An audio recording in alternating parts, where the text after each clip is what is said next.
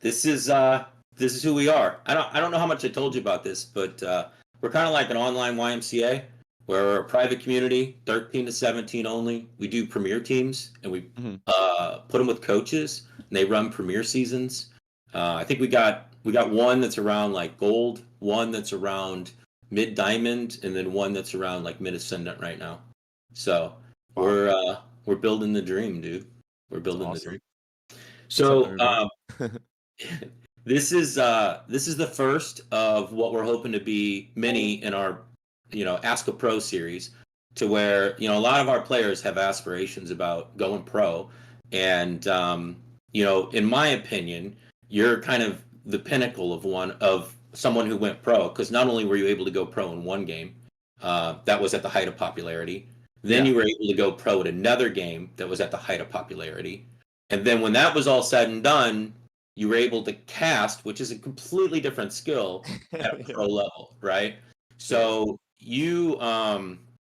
there's definitely something about the way that you go about gaming and the way that you go about life that has provided you a lot of success. And I'm hoping that we could talk about a couple things here that I have for us, and then the kids are going to be able to ask questions here in a minute and kind of ask you what they're thinking, because in this chat we've got a lot of 13, 14, 15, 16-year-olds that have aspirations to live the career that you lived. Yeah, 100%. I mean, it's definitely not easy. Nothing in life ever really is. And the main thing is, like, while I was trying to go on this journey, I literally was still like in school. I went to even like the cool thing now is like collegiate teams for games are like more common now. So like I even went to a collegiate university, which is Robert Morris, for like, I don't know, like I went for like less than half a year before like I got the Overwatch deal going on, and then I kind of like had to make a big life choice where I was like, okay, do I actually fully commit to this and like give like my dream a shot, which is like probably everyone's dream here too, right? Is being able to play games for a living. And I took that chance, and it's a risk, like no matter what, it's a risk. But I was still going to school the entire time, and like my parents wouldn't let me do stuff if I didn't have good grades. I think it's really important that like you don't put all your eggs in one basket, and then once you get to that spot, you're gonna be able to make that decision. Be like, okay, maybe I can make this risk, and if it doesn't work out, I can still go back. But you still gotta be on top of your stuff. Yeah, one of the things that we always try to instill with the players is that they keep their life in order, right? And it comes down to Yes. things like exercise, going to the bathroom before you play, having water, eating right, sleeping right, and keeping like your grades and your chores just done. So that way, when you're playing, your mind can be clear and you could make decisions as quickly as possible. You don't have other things cluttering your mind and like distracting you. hmm Yeah, 100%. I've you know this. You followed me like for quite some time. I've always been a big person with like mental health and like also going to the gym because it like goes in tandem with each other. Like I think a lot of people think that just because you game, like you can't go to the gym. And I'm not telling everyone to like get jacked and like be like a bodybuilder, but like cardio, anything like just like 30 minutes a day is just extremely good for gaming, and it also makes you perform at a higher level. Yeah, oh, So definitely. It helps you manage the adrenaline. Like when you're yep. on the stage and your heart is pumping, either you've got a heart and a healthy body, or you've got a heart and like a garbage can. And the heart and the Mhm. healthy body is going to be able to navigate that situation more consistently, right? And I think we've all, one of the things that we try to communicate to the kids is definitely about consistency, right? And the coordination and communication. We instill a lot of those traits with the kids. But I did want to ask you. So you were young at some point. You were young like these guys. Um, who was Babybay before Babybay? I grew up like as an athlete. So my dad had me playing like soccer, hockey, all these sports growing up, and I think I learned a lot about like, I don't know, just like camaraderie and like how to work within a team, which is extremely important in gaming, unless like you play fighting games, which is a little bit different, right? And I was actually pro in a fighting game as well called Brawlhalla. But even then, like sometimes there's duos in those games. But either way, like most of the popular games right now, Counter Strike, Overwatch, Marvel Rivals, Valorant, they're team based games, and like being in a sport is a good way to like learn those skills of like how to manage, being on a team, how to work within a team, because like you don't always have to be the star player on your team. It like for me, it worked out that way, like in the beginning of my career, because obviously the younger you are, the more cracked you are and stuff. But like Mm. over time, the reason why I was able to have such a long career was because I was okay with sometimes taking uh, that step back. Also, like just to backtrack to your question, growing up, I wasn't always the best in school either. Like I'm not gonna sit here and act like I was an A+ student, but like I also like understood that if I didn't have good grades, my dad would take the internet away from me. So like I did what I had to do, Hey, like bro, no part one of it. like no one's telling you to like to go insane mode, but I do think that like a lot of problems that kids have is like they want to game a lot and your parents won't let you do it, but if you have good grades, what can your parents tell you? They can't tell you nothing. You know what I Yeah, mean? You'll be able to game as long as you want. yeah. You know? My daughter can definitely attest to that. She gets a lot of liberties because of her grades. So when you were young, who's your idol? Who did you look up to? I definitely looked up to my dad, who was just he was also like a great athlete, great hockey player, but also like people in sports. Like I don't know if anyone watches hockey here or watched hockey, but I really liked the Red Wings, and there was a team.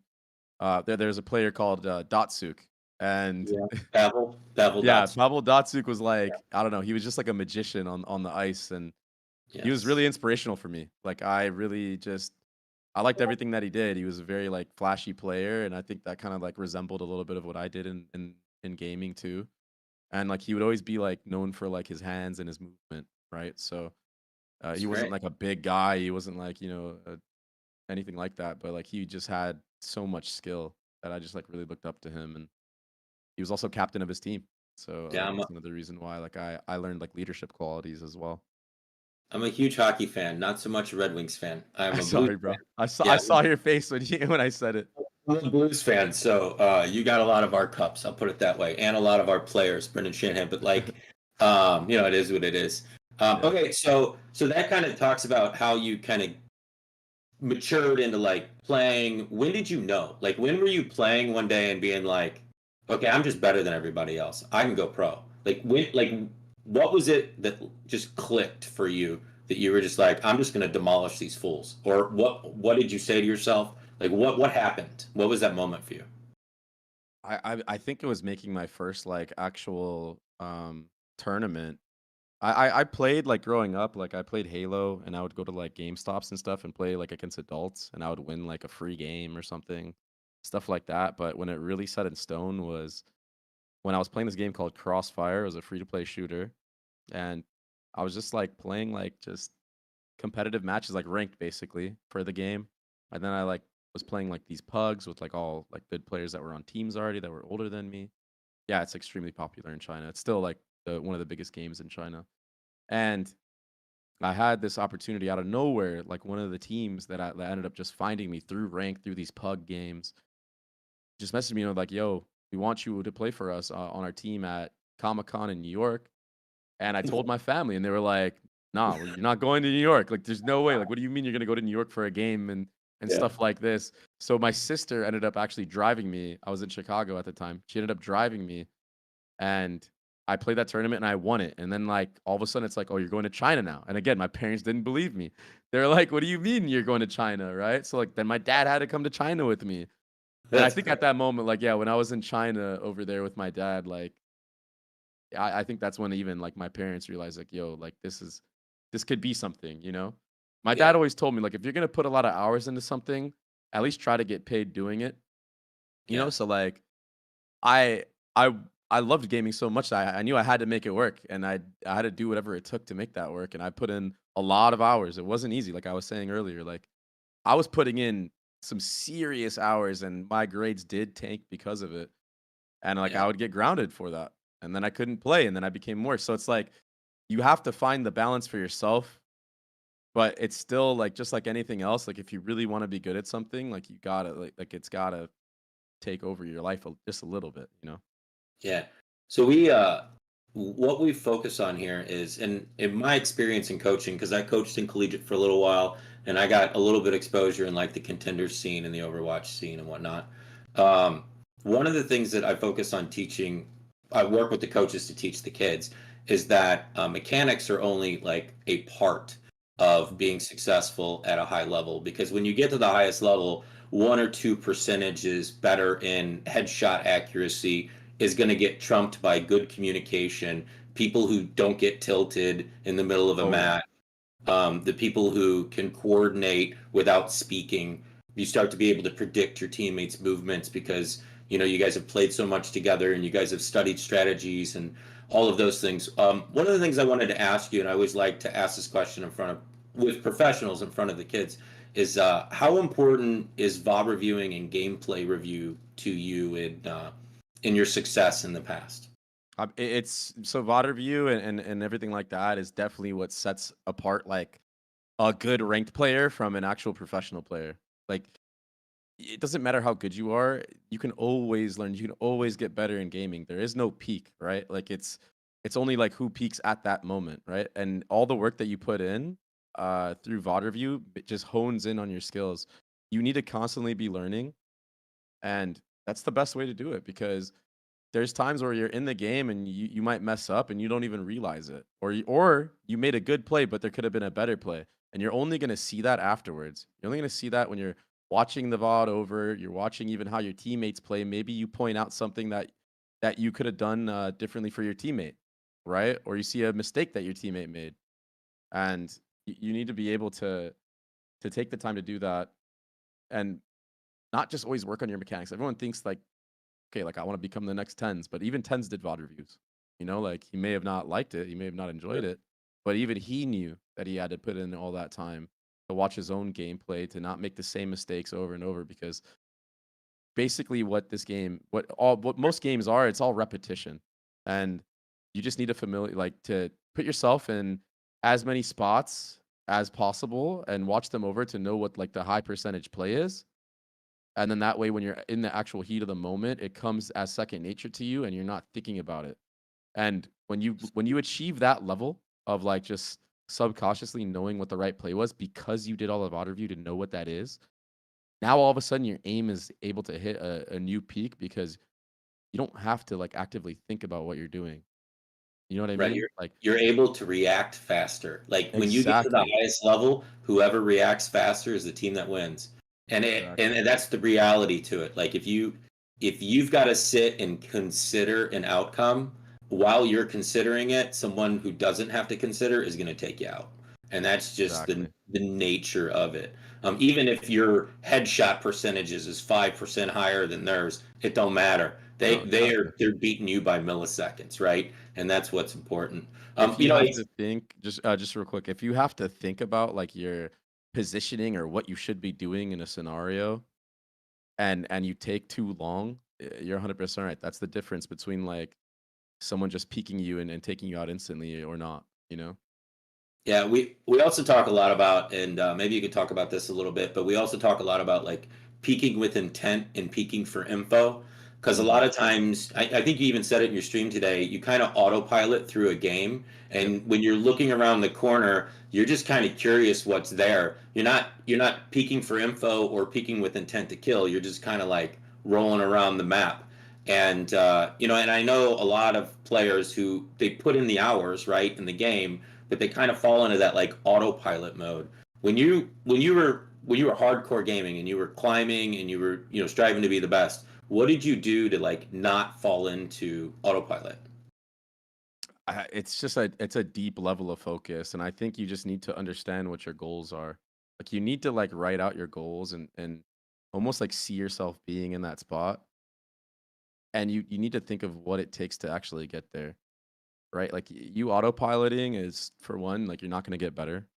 And everyone does it. Like I'm not perfect either. Like there were some matches where I would autopilot, but you need to be very intentional with everything that you're doing if you want to reach an elite level.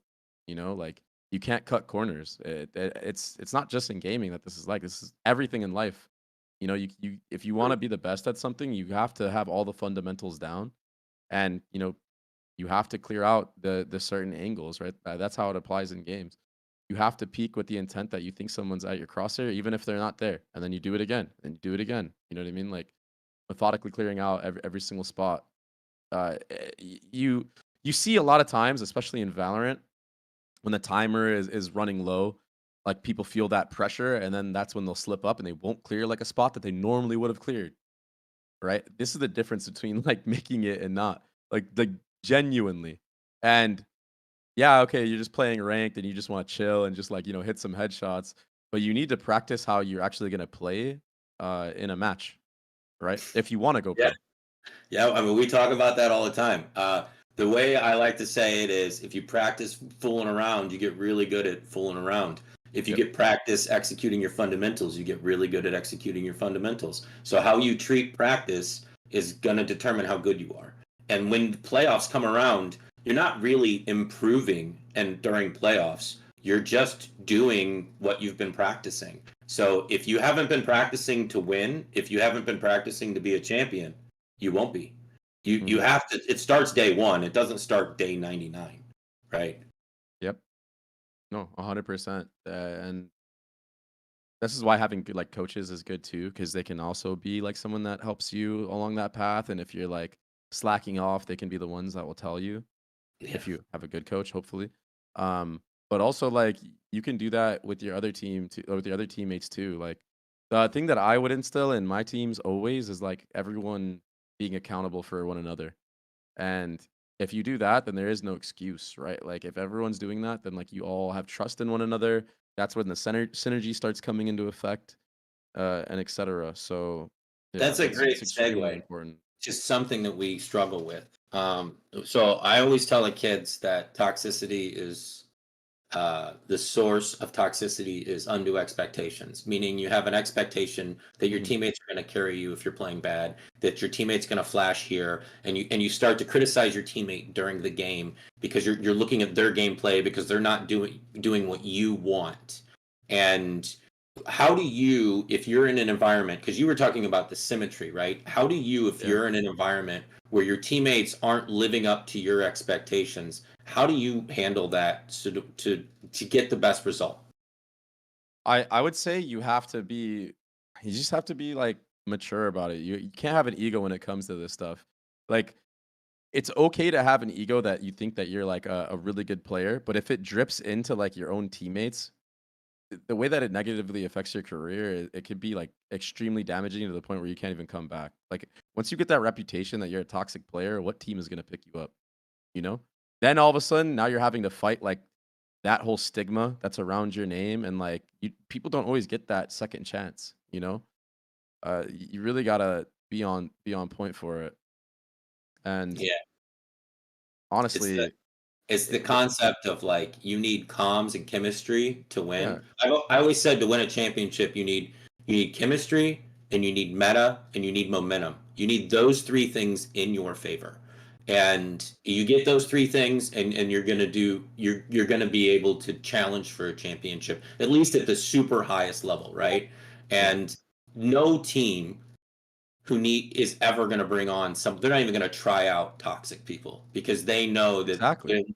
they'll never get the chemistry, right? You'll just never get there, and if you can't get chemistry, you'll never win a championship. And if you're not going to win the championship, why are you putting in the hours? Like if you're not playing to win, why are you putting in the hours? So Yeah. great. Oh, this is fun. This is a fun talk because we see a lot of the same things, and it's a lot of what we try to teach the kids. Like you had brought up earlier what you had learned in athletics, and one of the things that I tell parents is that we treat this like an athletics endeavor. So if you don't Mhm. show up on time, you get benched, right? Yeah, Because this is a serious commitment that they are to make goals and work towards obtaining those goals. And there's an expectation. And I always try to tell the kids, the easiest way to navigate a situation that you're unsure how to do is complement the successes of your teammates and be critical of your own gameplay.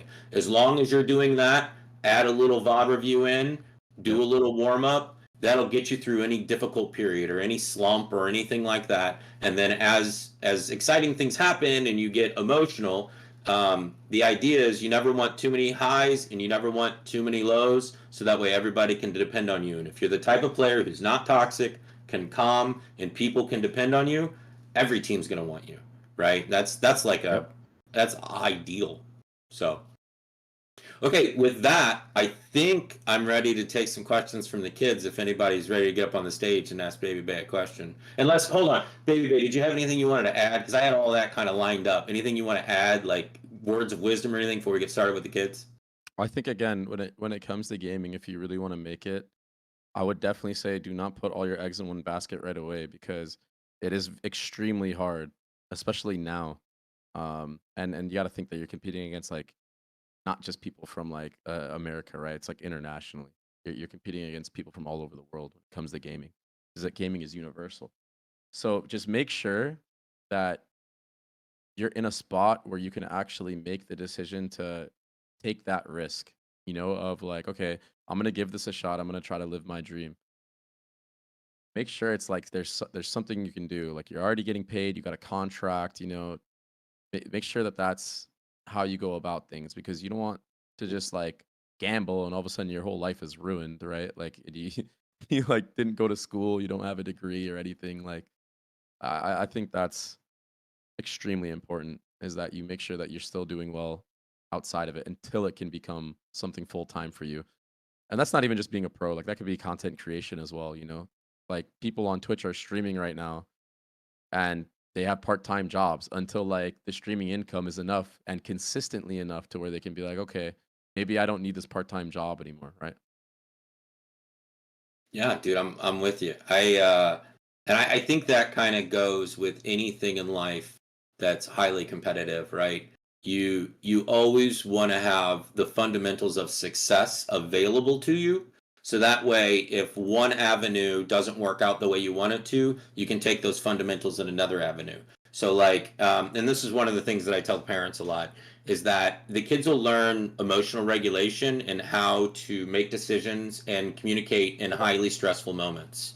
They will learn the ability to communicate information and deal with constructive criticism and constructive feedback. And those skills, granted, they are very important in a team's chemistry and ability to win. But like if they go to work in an office and they've got to work on a project, and one of the guys that gets assigned to the project is kind of like a hothead, they'll have the emotional skills to be able to like deal with that dude. And that's kind of like my dream of this whole esports and kids thing is to make sure that because I know all the pros I've ever worked with, they all say the same things that you're saying, right? And I try to Yep. instill in the kids if you learn the life skills in order to be that guy, you can be a pro at anything, not just video games, but anything. Because those are the skills that all of the successful people in the world have. So if your passion's video games, I'll teach you those skills through video games, and that's essentially what Mhm. Fellowship Esports is, for what it's worth. I'm gonna bring up Nico, and I'm not sure what his question is, so we'll see how this goes. Hello. What's up, Okay, bro? so my question is, what was your mindset when you were like about to get good, or like when you were getting good, and like when you were like a low level professional, right? Like when in tier two, Mhm. what kind of motivated you to get better, and what kind of mindset did you have towards improvement? I I took it match by match. So what happened with me in Overwatch was like after I transitioned from Crossfire, one of my friends hit me up and straight up was like, "Hey, like I think this could be like the next big game." And I think this like could answer a question earlier that you were asking me Speakeasy about like how I chose the right games and transitioned to the right games. Sometimes I took a risk of it and my friend was just like, "Yo, this game is insane. This game's going to be the next big thing." And I was like, "All right, let me give it a shot." It first started with trying to get top in ranked, right? So I tried to be a top player in ranked. Like for me, I got to like rank 81 first season of Overwatch, and like I didn't know what the competition was gonna be like. Overwatch was like a new game, like I didn't know how good I was gonna be. As soon as I realized that I was like top 100, that's when I was like, okay, now I'm gonna like try to compete. And there was like a bunch of like small tournaments going on, right? Like tier two tournaments. match by match, like we went on like one of the craziest runs, and I wasn't focused on am I play like I like we're the best team, you know? I was focused on what can I learn match to match to make myself like better. I did VOD reviews of our matches. Every single match I played, I was like, okay, maybe I should go here next time on Soldier because like that was the meta at the time, Soldier 76. Maybe I need to run here at this perfect timing, and I could have won against like this team that's already been playing tournaments, right? I was focused on myself mainly, and then once I got to the point where like I realized, okay, I'm doing a lot. That's when I started having the team mindset of, okay, I'm playing very very well every single match. What can I do? Like what can I help my team with for my entire team to start doing well? And what ended up happening was, again, at first I became extremely good at the game. After that, I like with doing VOD reviews, helping my teammates out. Now my team became extremely good at the game, and we went on like 120 win streak in Tier 2 in Overwatch. It was something ridiculous, like 120 maps won in a row. That's crazy. It was ridiculous. It was insane, right? So like it was never a focus on like what are the enemy teams doing. It was always like what can I do to help my team be better. And once your team Mm. gets to that point where you guys have like reached that level of like okay like we are a really good team, then you can start focusing on like how to counter enemy teams, like specifically when it comes to Valorant.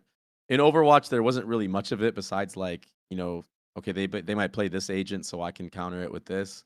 It wasn't as in depth, but for Valorant for example, like you have to at a certain point counter the enemy team with like small things, like maybe you change your default, whatever it may be. But like you need to work on the fundamentals of yourself and your roster first, and then you can graduate to that step. That's why like you guys watch professional play in Valorant. You watch G2, one of the best teams I've ever seen, hands down, because they spent 2 years straight as a core building that synergy, building those fundamentals, and now they've hit a point where they have that individual mechanics down, they have the fundamentals as a team down, the synergy. Now they can like straight up just counter other teams, and they just go like they go insane. That's why they're so successful. That's why they're so hard to play against, because they can anti-strat you. They don't need to focus on all that other stuff that I was talking about. You know, now they can go into game plans that completely counter you. So that was like my mindset, developing myself as a player first, and then once I felt like okay, I'm really like at a point where like I'm confident in my abilities. Now I'm gonna start like trying to help out the rest of my teammates. So I do want to add to that, Nico. Thank you. Um, I do want to add to that is as a kind of a question of our community versus the old communities of video games. So when you were kind of coming up, there weren't 30-year-olds, 40-year-olds that understand the soft skills that you need in order to succeed as a pro. Did you can you remember, or did you find that there were like people along the way that you thought would be good, but they just did not have the ability to communicate? They did not have the discipline to VOD review, that they did not have the emotional regulation to make it through a season without, crashing out, as the kids say. Why did I say that? It makes me sound old. But the point is that I hear you in that you climbed really high and then you learned the team skills. But over your career, did you see people that hit walls that they just couldn't break through the emotional regulation wall or the tilt wall or the comms wall or the discipline wall? That if there was someone there that could like show them how to do that stuff, they may have ended up being a pro? Yeah, this is why like playing with experienced players is really important as well. Like they can kind of show you that way. Like they have that wisdom and they can lead you the right way. But I saw this with many different pros. I mean, throughout my entire career and in almost every game I played, except for Brawlhalla. But Yeah. obviously that's like so different. Fighting games are just so different. Yeah. Um, but yeah, I mean, definitely. Like there was players in Overwatch that couldn't handle their emotions, and that's not even just like tilt. It's like also like nerves. I've seen nerves just destroy players, and that goes along with the working out stuff. Yeah. Like I think it's important to have like a mix, like a medley of, you know, uh, almost like a mentor. Like you almost like when you're a new player, like you look up to like some of these pros. How cool would it be to get IGL'd by FNS? Like look at Mata. Mata is first year into the league. His first IGL is FNS, like a goat, like right one of the goats in Valorant. That experience that he gets from that is just unbelievable. Like, Yeah. and that's why he's going to be one of the best players in the league at some point. Like, he's so mechanically talented, which like that's what you work on yourself, and that's why you need to try to find a team, with somebody that you look up to or someone that you respect a lot as an IGL. And I think that that's just like extremely important. But also like me, for example, I was never in Valorant. I mean, I IGL'd like one time because we had to, but like I never had the intent of IGLing or anything. And I was still a leader for my team though, because I had the experience from Overwatch. I had the experience from Crossfire, because I was that young kid that like was just like I had a huge ego and I would just run it down and like I thought I was like better than everybody and I probably was, but like it didn't matter. Like you I need mean, to you ended like up in China, bro. You were definitely better than yeah, everybody. yeah, yeah, Yeah. but like I learned like I learned these skills and it just goes so far for your team, like your Yeah. teammates, like just players that tilt, like everyone tilts, but like I mean, shoot, like if you guys watch my streams, I tilt all the time, but I never let it seep into the team environment, and Yeah. not a lot of people can do that though. So One of the it, things that I always try to instill with the kids is that the only thing that you should really ever stress about is how disciplined you are with your habits.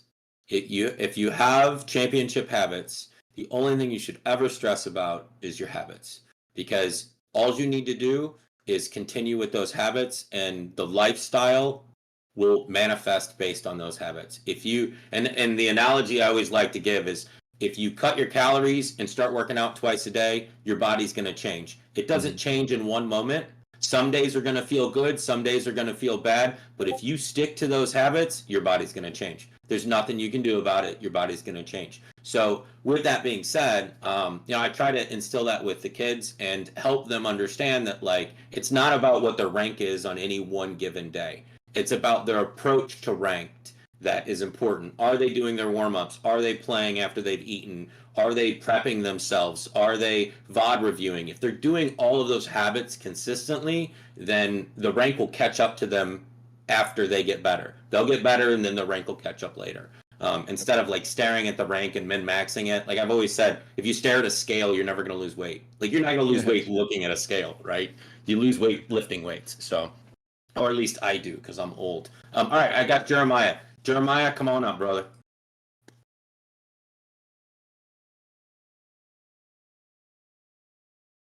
Hello? What's up? Hello. So what up, bro? I remember you talking about how when you first started your esports stuff, it was in Brawlhalla. Crossfire. Crossfire. It was Crossfire and then Yeah, Brawlhalla, right? yeah. That's that. I'm kind of like doing the same thing. Before I initially went through and trying to go up the ranks with Overwatch, I started off with Brawlhalla and getting into the like professional scene. Like my first ever tournament I played was one of the officials and getting the top 20th spots. I was wondering now I'm swapping over to Overwatch. I was wondering what the ways of like the amount like how should I say it? The kind of people you surround yourself to help you build yourself better. Because right now I'm trying to do like face it and everything. I'm Mhm. having tough times and feeling like trying to get better right now in terms of trying to be a teammate. Yeah, it's definitely gonna be hard. I would say like the more that you play ranked and etc. Like if you find somebody in a game that you hear is like hard calming, he's very positive and stuff like that. Even if he might be like slightly worse than you, or like he's not that great, it might be worth to run that duo because you can learn those skills from him. And honestly, you don't always have to be the most cracked player. Like, okay, but do you follow Valorant at all? A little bit. I'm mainly with Overwatch right now. Do you know who Zelsis is? The name sounds familiar. Okay, so anyway, so I'll just explain who Zelsis is for Sentinels. Like the guy isn't the best player. He's not the best player, straight up. But this guy is like his vibes are so good that he's able to get the best out of everybody else, right? So sometimes when you're in ranked and you run into people like that are like, they take it serious. They just want to get better, and you can tell by the way that they're communicating to you and like your interactions with them, like while they're on your team. that person might be able to enable you to like be extremely good, even though they're like not good, or like I don't want to say that they're not good, but like they're not like gonna be the best player, right? So Yeah. I feel Scotty like Pippen. that's the type of person that you should try to find, and it's not an easy thing. It could even be like, let's say like you, I don't know, I don't even know, like maybe it's someone that you played against you think is really good. You could even try reaching out to them like that you played against on the other FaceIt team. Like if they stream or something like that and you like hear their comms, Mhm. try to find like that type of person because they'll make you better as a player. And like I said, maybe they are cracked, maybe they're not. They don't always have to be like that. But try to find that type of person and that'll help you grow. You know, like start building connection, start networking with other players that you notice in rank that are around your rank or whatever, and try to make it run, you know, until you get to the next one, and then do the same process, you know. Okay. Great question, bro. All right, It's let's not easy though. It's not an easy thing to find, straight up. so I got a couple more questions here. Let's see if we can kind of rapid fire them a little bit because I want to make sure the kids get a chance to talk.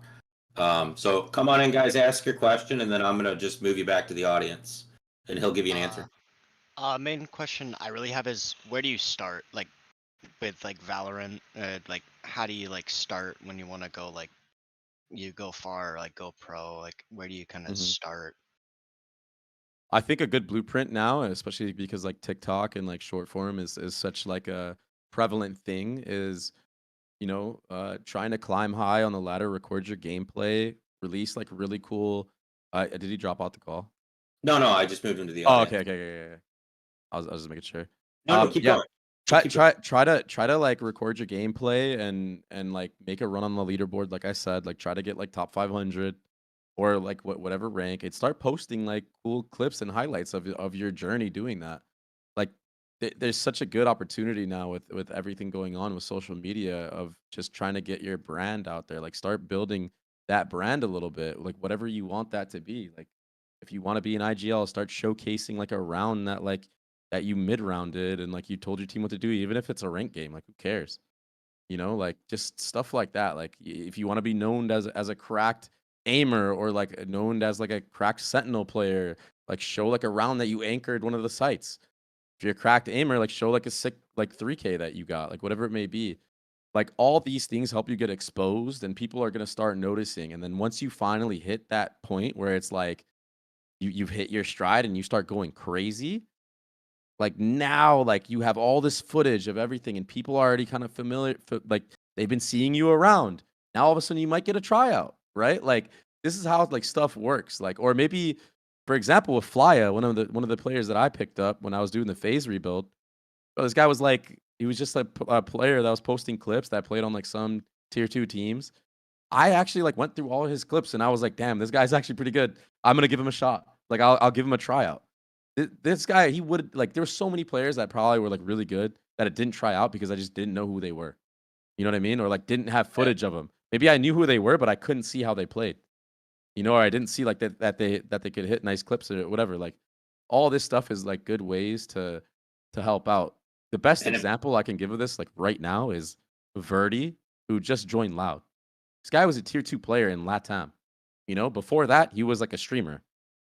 You know what I mean? Like, so he went from being a streamer. Oh, look at Exter. Exter's perfect. Guy popped off on TikTok. Yoru One Trick joined tier 2 on rankers. Now he's on an organization Envy, and they might win to make it into franchising next year. You know what I mean? Like, yeah, as well. this is like the blueprint is there. You know, like it's clear of how you can do it. You just got to be willing to put in that work and take the time to work on all that stuff. Well, fortunately for all of the kids in this community, if you do start creating content, you've got 25 kids in this call that are going to root you on and watch content and like it. So it's not like you're starting on your That's a big like that's huge. Like because you're not yeah. starting from zero, starting from like actual zero, and like having to go through all that without like having a community already is isn't easy. All right, let's bring Big T up. See what Big T's got to say. See, Yeah, that's you, brother. Babybay, I wanted to ask, who did you main when you were playing Brawlhalla? 'Cause I never followed you when you were playing Brawlhalla. So I was a Lucian main, and I played this guy with a sword and a bow that came out after that. But I was so good at Brawlhalla, like I got really good at like one thing, and it was like using the guns and spacing, that they literally had to nerf the guns. Before the guns had a hitbox that was above. And like after I played the game and was just like destroying everybody, and I was like playing pro, I played like combo breaker and stuff. They literally had to nerf it. They nerfed the heck out of guns. That's So great, like man. yeah, like Your rules, literally but they have to change the rules around I was you. so cringe because I would just like I was like a spacing god. That was my thing. So like I played like like Lucian is like, for those that don't know, he's like basically like a tank Yeah. like ranged DPS, I guess. Like, and my Lucian's spacing weird. game was I had just to so drop on him. point. Yeah. I don't know if he's good anymore, but Right. that's how that's what I played. I know that's abrupt, guys, but I want to make sure everybody gets a chance to ask the questions if they have one. So, like I said, I'll move you guys to the audience after you ask your questions. All right, Joe, what's up? What you got? I just have one question. How do you stay motivated and like continue to like improve your game and like improve how you make content so you can, like grow and hopefully get noticed by other orgs? You need to have like immense self-belief in yourself that you can do it. Like there's no other way you're going to make it in like in anything that you really want to succeed in. Like you have to be your biggest fan till the very end, you know? Yeah, Like like delusional. You almost no, have to yeah, be. no, it is. It is though. Like I look back at my career now and I'm like, wow, I can't believe like my transition from even just like Overwatch, like I got benched at some point on my first team, Mhm. and like I just never gave up. Like I just believed that I could start again, and like it does. It almost is like you have to be delusional about it. You have to like manifest it too. Like you really gotta like see yourself being there. Like if you truly want something, you could achieve it, and you really need to believe it, and you need to just work hard. Like One of the things that that's we it. work with the kids on is that when they wake up in the morning, uh, winners, like true champions, and you can speak to this if you'd like, but true champions, when they wake up in the morning, they envision themselves winning that day's games. And as corny as that sounds to a kid who's never done that before, the reality is, if it's playoff day, Babybay, and you wake up in the morning and you roll out of bed, the first thing you're thinking about is winning that day's game. Like it's just you're not thinking about anything else. That's Yep. why you woke up that day. The whole reason you exist is to Yep. win that day's game. And Yeah. no. I would do that like so for in Overwatch League or like and onwards. I would literally just be thinking about it the night before, even before I went to bed, like already envisioning what I was gonna do, how like fake scenarios of how it would play out. Like I don't know, I would really try to immerse myself and really manifest the win and like just imagine how I would feel in the moment, or even if I like sometimes it's gonna be a hard match, like even like thinking, okay, it's not gonna be easy, like they're gonna like have us on the ropes and like imagining like how I'm gonna make the comeback and stuff like that. Um, That's great. I did something in Crossfire when I was like trying to make myself better, like how I was talking about like that individual skill, like working on myself. I was hitting a point where I kind of felt like I was plateauing in skill and stuff like that, and my mental started getting down. So I ran into this guy that his name was Zotek, and he actually just knew a lot about like psychology of like just like sports psychology and stuff in the brain, even though he was like my age too. He just did a lot of reading on this stuff. And he basically taught me like how to like do some exercises that were like positive reinforcement. He actually built my confidence up when I thought I was in a slump in like one of the easiest ways. And it was just like I would be playing team deathmatch in the game, and like after every single death that would happen to me, whether I went on like a crazy streak or I got one tapped, I would literally close my eyes and just say to myself like, "You are the best player. You're one of the best. You're gonna be the best. Like whatever it may be," and then I would like go live on my other life, and I would do this like literally like every single death I had in a team deathmatch. So you can already imagine how many deaths I had and how many times I was telling myself this, right? Like I don't know. It truly like it gets you out of that slump, like just some small stuff like that. So because it is hard to stay motivated the whole time. You're gonna hit these points where man, you feel like nothing's going right for you, you know. But again, you have to stay positive. You have to do things that make you, you know, not so like make your mindset like get out of that bad space. True. True. All right, Luke, you ready? Come on up, brother. I was wondering, like, when you were climbing the rank ladder in Overwatch or like in Valorant, how much time did you spent or focused on aim training compared to your VOD reviewing? Yeah, so when I was climbing ranked, in Overwatch it's different because in Overwatch it's so much about the mechanics that it was kind of like you wanted to play more than you watched unless you were watching like pro games. I feel like if you're trying to like get good at something, you should always try to watch like the pro games because you could always take stuff that they're doing and add it to your gameplay. But specifically for Valorant, you need to be doing VOD review because there's so much more that goes into it that's not just aim, right? There's like positioning, there's setups, there's like, you know, the game IQ aspect of things, like understanding how rotations are and etc. So in Valorant specifically, like I would probably do if you're trying to make it on just up and coming stuff, I would probably focus a little bit more on the mechanics at first. But once you get to a decent spot where like you're consistently hitting like shots when you peak, I would definitely start looking into like, you know, looking into like setups of like like find a pro player that you like or for your role, right? Whatever role you play, find like a pro player and start copying some of the stuff that they do, like whether it's even on their streams. You know what I mean? Like copy a setup that they did. Like if you're a Sentinel player, go watch Inspire and see how he sets up like on Cypher on X map. You know, like start learning some of these things because it makes the game easier. You pull that out and like let's say you're up and coming, let's say like you're in like Ascendant Immortal, you start pulling these setups out and you start frying people with them. That might be enough to just get you into like Radiant and then like start like getting your name out there, right? So I think that's a good way to think about it. You know, get to a spot where like you feel like your aim is solid and like your mechanics are solid and you hit some like level of consistency and then start doing more VOD review to get you to the next point. And just rinse and repeat that. Rinse and repeat that. Rinse and repeat that. Like that'll never end, by the way. Even when you make it to top 500. Like that never ends. Yeah. Well, because you're the sum of your habits, right? Yep. So if you have certain habits to get to a certain goal, when you get there, if you stop those habits, you lose that goal. All right, Jax, you're up, brother. I was wondering, how do you keep yourself accountable with things like warm-ups and like doing VOD reviews and stuff? Because I feel like whenever I have to do some, I just like put it off a lot.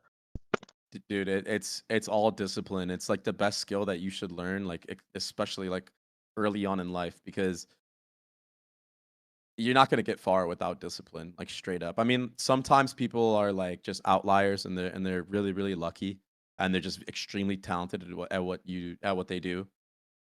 But like for most people, and I mean Kobe is probably the best example of this. Like this guy wasn't even that great at basketball. And he had the discipline that like he had the craziest discipline that anybody could ever have in the world. Like I swear, like if you guys go look at Kobe's story, it's one of the craziest things. Like he literally just put in as much work as possible and just reinforced it. Like no one wants to put in all that work. Like it's not going to be easy. Like I said, no one wants to do it. But if you really want to reach your goals and you really think that you want to do this, you have to be disciplined. Create a schedule. That's the best possible. Create a routine. Routine is so important. If you create a routine and you stick with it, it starts to become like second nature.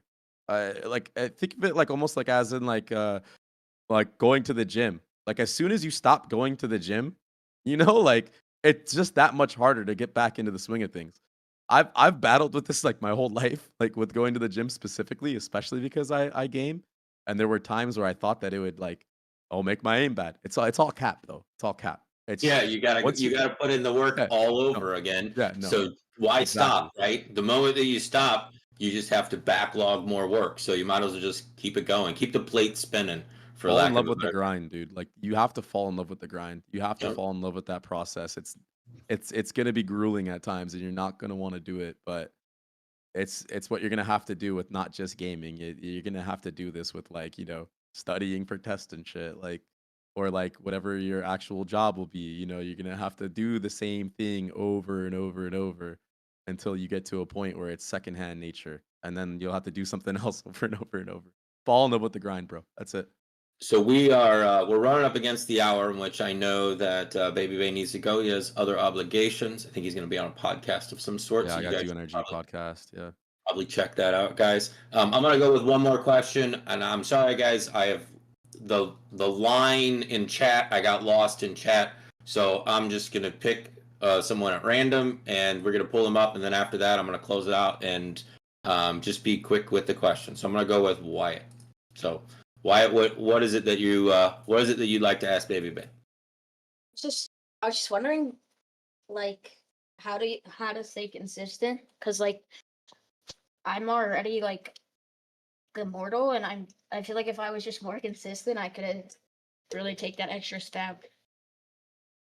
So, especially in Valorant, consistency is one of the hardest things, and I think this is why you've seen, because I'm sure since you're such a high rank, you probably follow the pro scene. It's so tough for teams to stay at the top.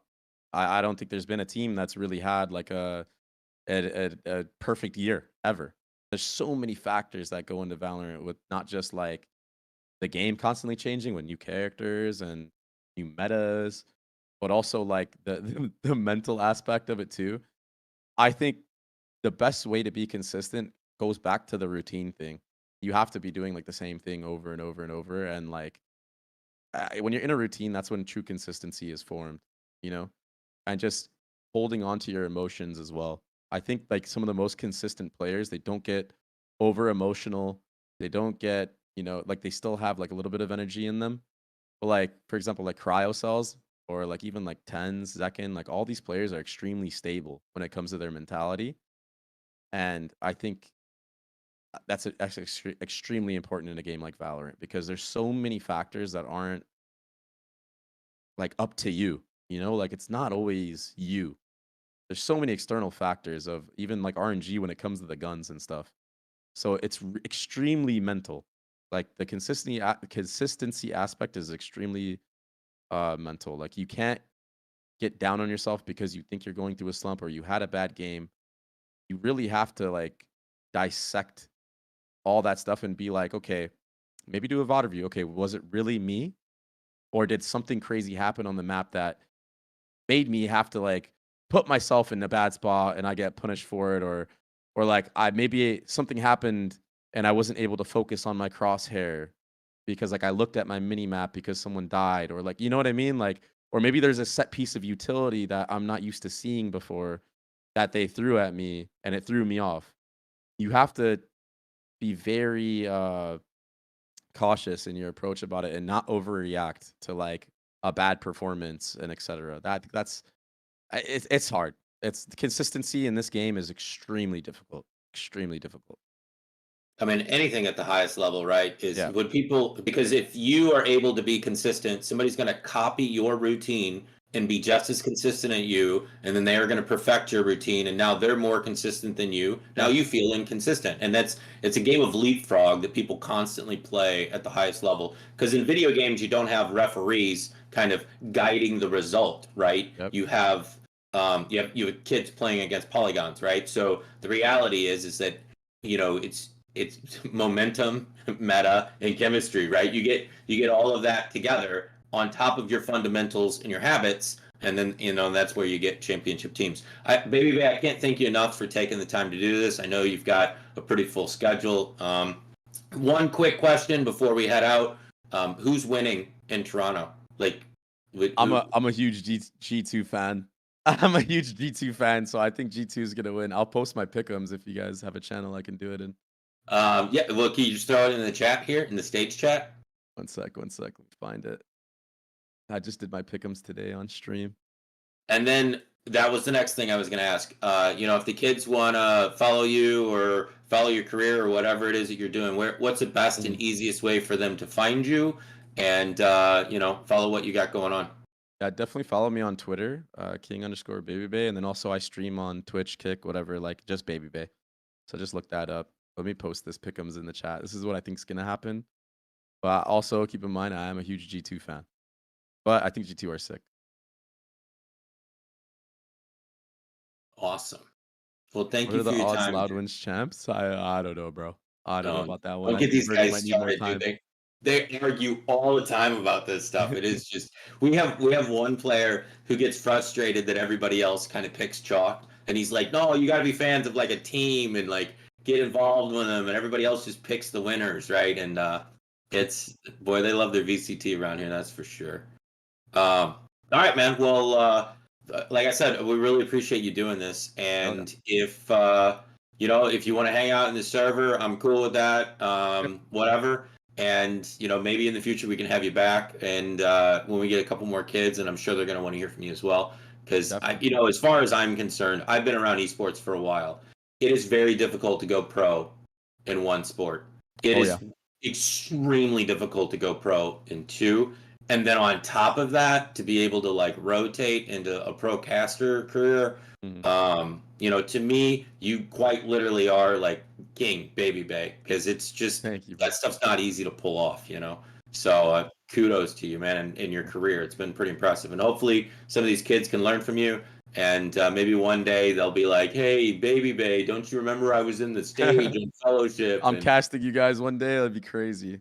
Yeah, wouldn't that be? I mean, it won't be too long. Like the kid you were just talking to is 14. He's Immortal 1. He's got, based on what I see, him and a couple of the other kids, they've got Immortal 3 skill. It's just, you like you said, it takes time and experience to learn how to like navigate those situations and all of those emotions and all of that consistency.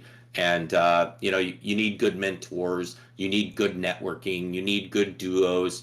And those things develop over time. When you're young, you don't really have a lot of options in those spaces, right? Because kids that are 18, they don't really want to run around with 14-year-olds, right? Not most of the time, because for reasons, right? So, okay. Well, thanks again, and we'll catch up.